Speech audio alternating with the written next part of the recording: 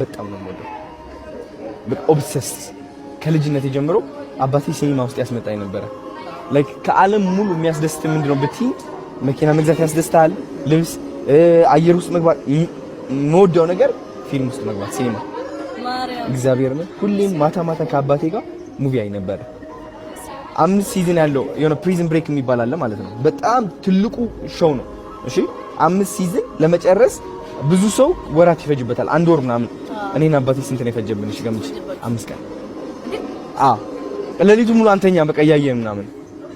ስለዚህ ከፊልም ጋር ማለት ነው ትልቅ ግንኙነት አለኝ። በተለይ አቫታር ደግሞ ከልጅነት ጀምሮ ያደግኩበት ነው እና ወደዚህ ቦታ ሳመጣሽ በጣም ትልቅ እንትን ነው እና ተንበርክክ እየቀለገ ወይኔ ጉድ! አንድ ቀን ድንግጠሽ ነበር አንድ ቀን እንዴ? ሱማ ያዝ እንዴ እንዴ ኮልሽ አቫታር ፊልም ግን እዛ ጋር ሰርፕራይዝ ጭሱ ሲወጣ ግን እውነት ለመናገር እንዳትወድቂ እሺ፣ እውነት ለመናገር በቃ የሆነ ጠርጥሬ ነበር። ይሄ ከጭሱ ጀምሮ